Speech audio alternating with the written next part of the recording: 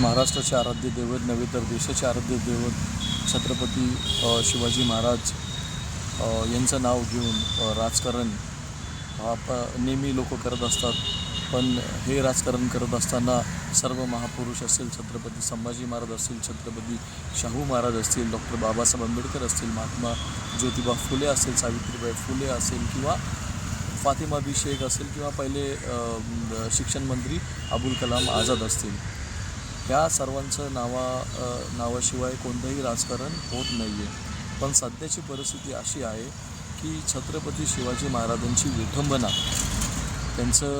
त्यांच्याबद्दलचं जे इतिहासचं जे संदर्भ जे देऊन ते आज जे लोक सांगतात आहेत, त्यात बागेश्वर धाम असेल किंवा ज्या यापूर्वीचे महाराष्ट्राचे राज्यपाल भगतसिंग कोश्यारी असतील किंवा भाजपचे इतर कोणते नेते असतील, आता तर नवीनच एक स्वामी आला आहे, स्वामी आनंद स्वरूप.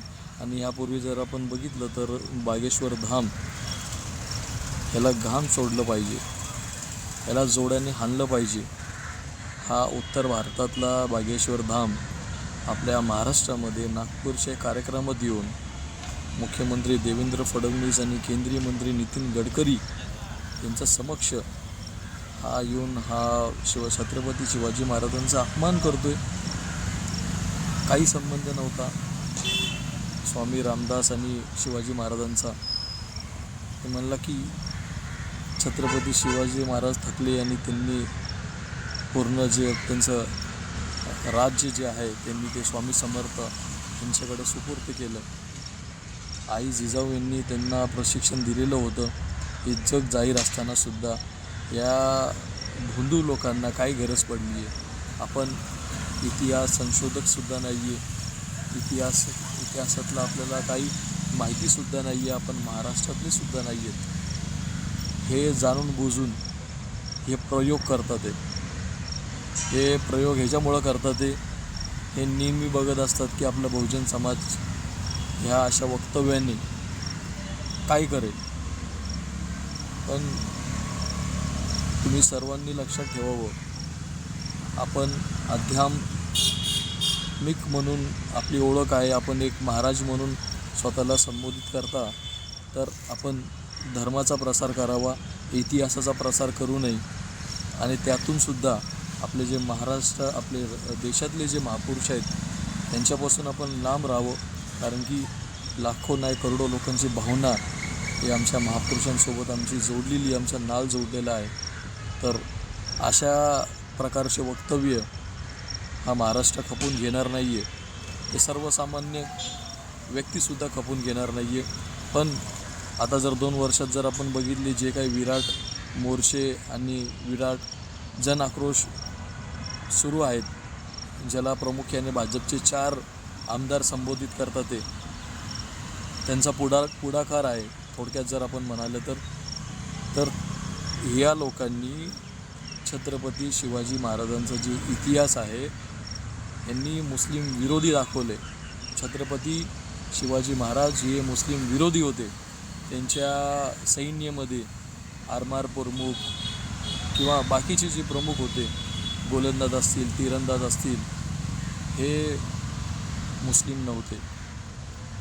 अशा प्रकारचा खोटे इतिहास हे लोक सांगतात. ते ठीक आहे, तुमच्या या खोट्या इतिहासामुळं काही फरक पडत नाही आहे. पण मला एक प्रश्न पडला आहे, ज्या शिवाजी महाराजांना आम्ही तर मानतोच, तुम्ही राजकारणासाठी तिथपुरता तुम्ही जर त्यांचा नावाचा वापर करत असेल तरीसुद्धा हे जे बागेश्वर धाम आहे, हे स्वामी आहे, हे ज्या पूर्वीचे भगतसिंग कोश्यारी असतील किंवा श्रीपद छिंदम असेल, अहिल्यानगरचा उपमहापौर माजी, त्याच्याबद्दल आपण काय केले? तुम्हाला खरोखरच प्रेम आहे का? आणि आता जो संजय गायकवाड, तो राहुल गांधीची जीप छाटायचा सांगत होता आणि म्हणलं मी कितीतरी लाख देतोय, आता या लोकांचं जीप छाटणार आहे का नाही, याचं उत्तर तुम्ही दिलं पाहिजे. शिवाजी महाराजांना तुम्ही खरोखरच मानत असेल तर या लोकांवर कारवाई झाली पाहिजे. हे लोक कसं काय छत्रपती शिवाजी महाराजांची विटंबना करू शकता? यांना कुणी अधिकार दिले? कोणालाही, कोणत्याही व्यक्तीला महापुरुषांचा विठंबना करायचा अधिकार कोणालाही दिले नाही आहे. आणि हे महाराज हजारोंच्या संख्येमध्ये इथं मंचावर उपस्थित राहून असा प्रकारचा खोटं प्रसार करतात. ते जे भाविक तिथं येतात, ते भक्त तिथं येतात, त्यांना तुमचं धार्मिक कार्यक्रम म्हणून तुम्ही बोलवताय. एका मंदिराच्या कार्यक्रमासाठी तुम्ही तिथं आलात आणि तुम्ही छत्रपती शिवाजी महाराजांबद्दल बोलताय. आमच्या महाराष्ट्रामध्ये असे भरपूर इतिहास संशोधक आहेत, त्यांना इतिहास माहिती आहे. तर तुम्हाला चर्चाच करायची असेल तर असे इतिहास संशोधकसोबत बसा, तुम्हाला समजेल, घाम सुटेल तुम्हाला घाम. बागेश्वर धाम असेल किंवा हे स्वामी असेल किंवा इतर कोणते यांचे चेले चपाटे असतील, यापुढे महाराष्ट्रातली जनता अशा लोकांना कुठेही खतपाणी घालता कामा नाही. अशा लोकांनी जर माच केला किंवा आपल्या महाराजांबद्दल जर विटंबना केली तर आपण यांना उत्तर दिलं पाहिजे. एक मी छत्रपती शिवाजी महाराजांचा मुस्लिम मावळा म्हणून मला दुःख होतो आहे, तर बाकीच्यांना तर दुःख होणं साहजिकच आहे. तर अशा लोकांना आपण लांब ठेवलं पाहिजे, जे आपल्या महापुरुषांचा वापर करतात, त्यांचा फोटोचा वापर करतात, त्यांच्या नावाचा वापर करतात आणि फक्त राजकारण करतात. ते अशा लोकांना आपल्या महापुरुषांपासून लांब ठेवलं पाहिजे आणि आपणही अशा लोकांपासून लांब राहिलं पाहिजे. मी या व्हिडिओच्या माध्यमातून सर्व जे आक्रोश मोर्चे वगैरे काढत होते, महाराजांचं एवढं गाजावाजा करत होते, एवढं त्यांचं नाव उल्लेख करत होते, असं दाखवत होते की त्या सैन्यामध्ये हेच स्वतः ते त्यावेळेस होते किंवा यांचे पूर्वज त्यावेळेस होते. आणि आता ज्यावेळेस त्यांची विटंबना होती आहे, त्यांच्याबद्दल जे वक्तव्य केलं जातं आहे, त्यावेळेस हे लोक का बरं गप्प बसताय? बोललं पाहिजे ना तुम्ही. नेते आहात, हिंदवी स्वराज्य ज्याला तुम्ही हिंदुत्ववादी करून ठेवलं आहे, म्हणजे तुम्हाला समजत नाही कुठं काय बोलायचं आणि कसं बोलायचं. तुम्हाला इतिहासाचं काहीच ज्ञान नाही आहे. ज्या ठिकाणी नितेश राणे सांगत असतात की मुस्लिम लोकांचा काहीच संबंध नाही आहे महाराजांसोबत, त्याच ठिकाणी तुमचे चंद्रकांत बावनकुळे असतील किंवा इतर भाजपचे नेते असतील, ते म्हणतात ते छत्रपती शिवाजी महाराजांच्या सैन्यामध्ये मुस्लिमचा सहभाग होता. मग हे दोन प्रकारचे इतिहास कोण लिहितो आहे? इतिहास फक्त एकच असला पाहिजे, दुसरा इतिहास राहायचं काही कारणच नाही आहे. फक्त तुम्ही खोटी माहिती महाराष्ट्रभर पसरून दोन समाजामध्ये तेढ निर्माण करायची जबाबदारी तुम्ही घेतलेली आहे आणि ही जबाबदारी तुम्ही पूर्णपणे पार पाडताय. पण मी जनतेला सांगेल, यांना सांगून काहीच उपयोग नाही आहे. जनता आपण सुजाण आहोत, आपल्याला समजलं पाहिजे की राजकीय लोक आपल्या सगळ्यांना डिवाइड अँड रूलमध्ये गुंतवतात. त्यांचं राजकारण यांना करायचे, त्यांना देशाचं आणि महाराष्ट्राचं काही घेणं देणं नाही आहे. महाराष्ट्रामध्ये काय चाललं आहे? शेतकरी, कित्येक लाखो शेतकऱ्यांनी आत्महत्या केलेत. आज जे महागाई वाढली आहे, बेरोजगारी वाढली आहे, जे अन्याय अत्याचार वाढले आहेत, महिलांवरची जी सुरक्षा आज जे असुरक्षित आहेत आमची महिला भगिनी, त्याच्यावरही काहीच बोलणार नाही आहे. कारण की तो यांचा मुद्दा नाही आहे. यांचा मुद्दा फक्त एकच आहे, हिंदुत्ववादीचं नाव घ्यायचं आणि राजकारण करायचं.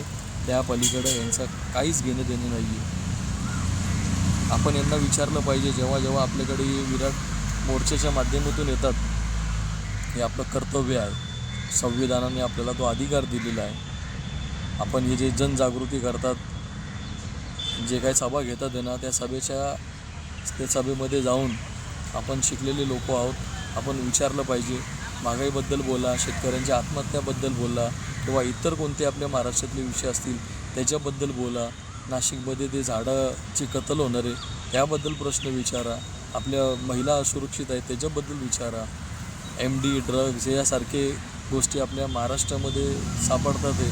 किती दुर्दैवी गोष्टी, किती आपल्या तरुण मुलांचं भविष्य उद्ध्वस्त होतो आहे.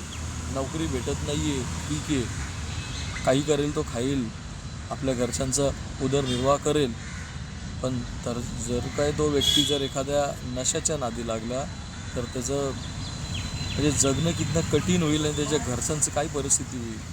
आणि अशा या पुरोगामी महाराष्ट्रामध्ये अशा प्रकारच्या गोष्टी घडतात. ते अशा प्रकारचे ड्रग्ज, MD, गांजा, अफीम अशा प्रकारचे वस्तू आपल्या महाराष्ट्रामध्ये आढळतात आहे आणि त्याची फॅक्टरीमध्ये उत्पन्न सिंथेटिक उत्पन्न त्याची निर्माण होती आहे.